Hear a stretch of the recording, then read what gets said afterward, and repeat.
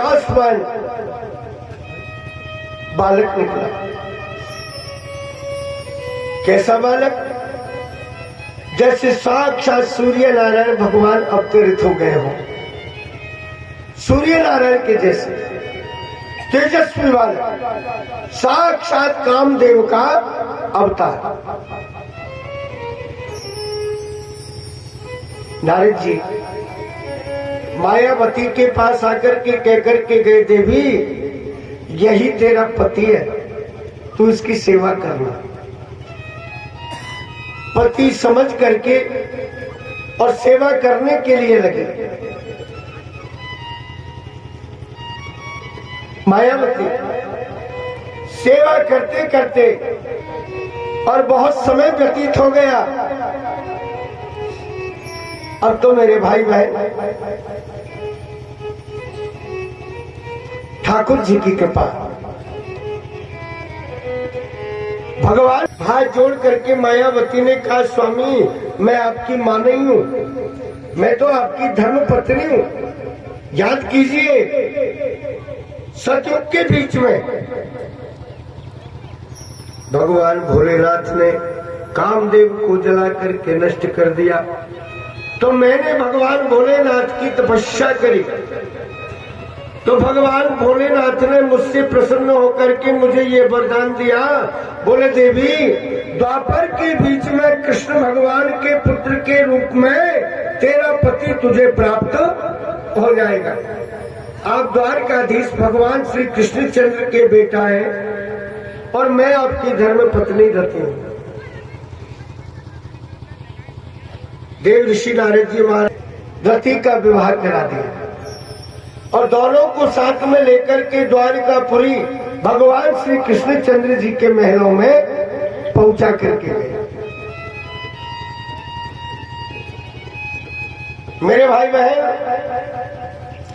द्वितीय विवाह भगवान श्री कृष्ण का किनके साथ में हुआ? शत्राजितस्तनयाम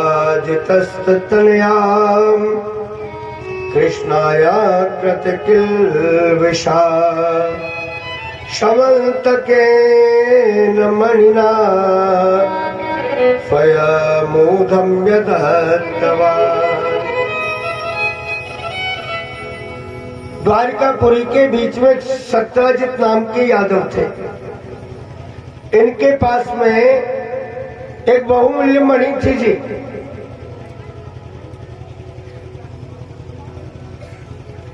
कैसी मणि?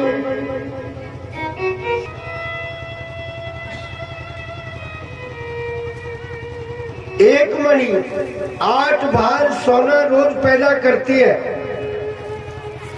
किसी सज्जन को पता है एक भार में कितने तोले होते हैं? कितने तोले वजन का एक भार होता है पता है? नहीं है। 6 तोले का एक भार होता है। 6 तोला सोना का एक भार, तो 8 भार सोना पैदा करती है रोज मणि। तो कितने तोले हो गए? 8 छिक्के 48। 48 तोला सोना रोज पैदा करती है। एक दिन भगवान श्याम सुंदर ने सत्राजित के पास में जाकर के कहा, जी सत्राजित जी जरा ये मणि हमें दे दो। बोले महाराज क्यों? बोले इसका तो मेरे पास जवाब नहीं है, लेकिन आपके गले में सुंदर लग रही है, तो मैंने विचार किया कि अगर आप दे दो तो 1-2 दिन के लिए शौक में भी पूरा कर लो मणि का। सत्राजित ने भगवान को मना कर दिया। बोले महाराज गलती के लिए तो माफी चाहता हूं, लेकिन मैं ये मणि किसी को नहीं दे सकता। भगवान ने भी इस बात का बुरा नहीं माना। भाई दूसरे की वस्तु किसी की आवश्यकता हो तो दे, अन्यथा ना दे। जबरदस्ती थोड़े ही है। हमारा क्या स्वभाव होता है, किसी से जाकर के कोई चीज मांगे और उसने मना कर दिया तो उससे साथ को शिकार खेलने के लिए गए।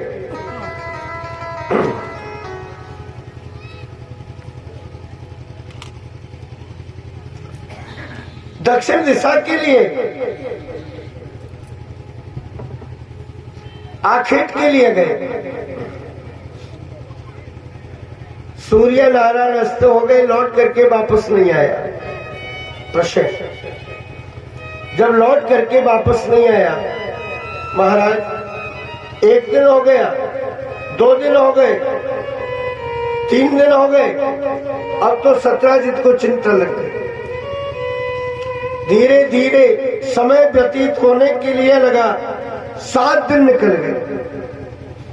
सत्राजित दुखी हो गए और मन के बीच में जो शंका थी ना, वो सत्यता की ओर बढ़ रही है। हो ना हो निश्चित रूप से किसी ने प्रसेन को मार दिया और उस मणि को छीन लिया। अब तो ना स्नान करें, ना संध्या बंदन करें, ना भोजन प्रसादी करें, दुखी हो गए सत्राजित। एक दिन सत्राजित जी की घरवाली ने कहा, सुनो जी, आप 7-8 दिन से एकदम से उदास रह रहे हो, क्या बात है? भोजन प्रसादी भी आप तरीके से नहीं कर रहे हो। बोले, देवी तुझे पता नहीं है, मेरा भाई वन के बीच में आखेट खेलने के लिए गया, लौट करके अभी तक वापस नहीं आया, तो मुझे लगता है कि किसी ने उसे समाप्त कर दिया। बोले जी, ये कैसे हो सकता है? कौन करेगा समाप्त? बोले, तुझे पता नहीं है। क्यों?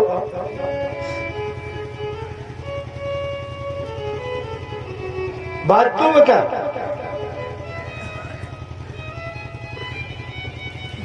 बात क्या है?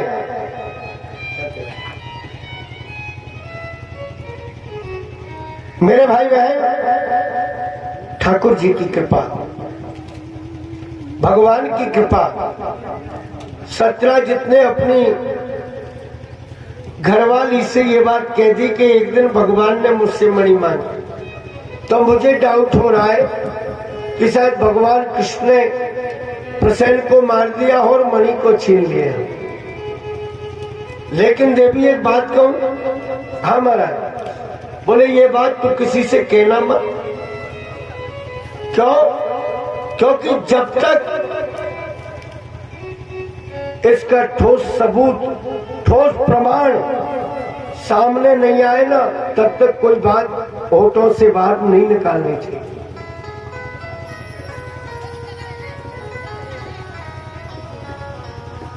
कितनी लोग क्या करते हैं, काना फूसी करते रहते हैं, और काना फूसी में ही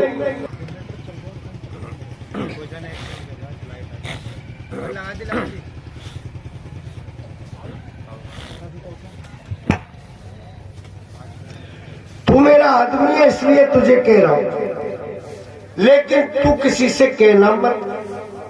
अरे भाई, जब तूने इससे कह दिया तो ये अगले से क्यों नहीं कह सकता? तो कहते हैं ना, होटन भार सो कोटन भार।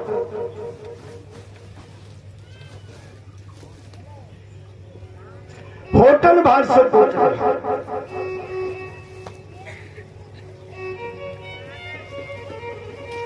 कभी किसी से कोई बात नहीं कहनी चाहिए।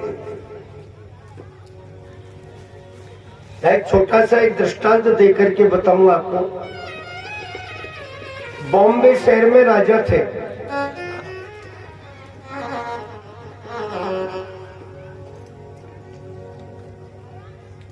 बॉम्बे शहर में राजा, वो राजा के माथे में सींग पैदा हो गए।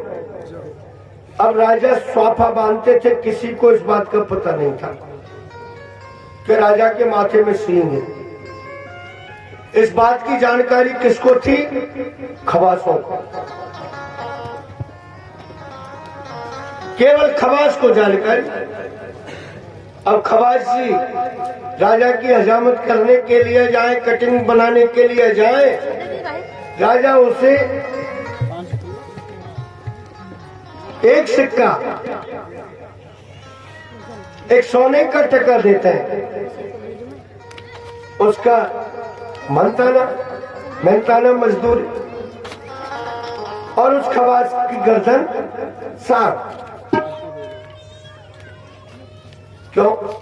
राजा ने सोचा कि अगर मैं इसको मारूंगा नहीं तो फिर ये नगर में जाकर के हल्ला कर देगा कि राजा के माथे में सींग है। 3 सींग थे राजा के, 3। हल्ला कर देगा और लोग मेरी निंदा करने के लिए लग जाएंगे कि राजा तो राक्षस है। जो खवास जाता है वो लौट करके वापस आता ही नहीं। भाई सुपर तो लग जाता। एक दिन एक खवास को चतुर खवास पैदा हो गया। उसने अपनी माँ से कहा कि माँ ना तो ध्यान कर लेना तेरी खैर में। ठीक है माँ। अब खवास जी उस समय तो चले गए। अब खवास जी को 1 दिन हो गया, 2 दिन हो गए, 3 दिन हो गए, भोजन नहीं भाई, भोजन नहीं करे। खवास जी की घरवाली ने कहा जी क्या बात है, 3 दिन से रोटी भी छूट गई तुम्हारी, ये कैसी नौकरी है तुम्हारी? हमें ऐसी नौकरी की आवश्यकता नहीं है। भोजन के लिए ही तो हाय हाय कर रहे हैं, तो क्या मतलब है, क्या लेना देना?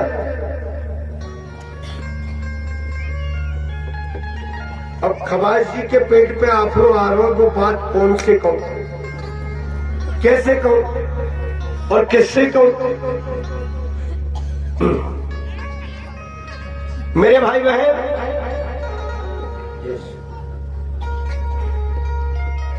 खवास जी ने विचार किया कहा जाऊं, किससे कहूं? घरवाली से कहना भी ठीक नहीं है, क्योंकि स्त्री की जात है, क्या पता जाने किस किस से कह देगी क्या होगा। बोले ठीक है महाराज। अब मेरे भाई बहन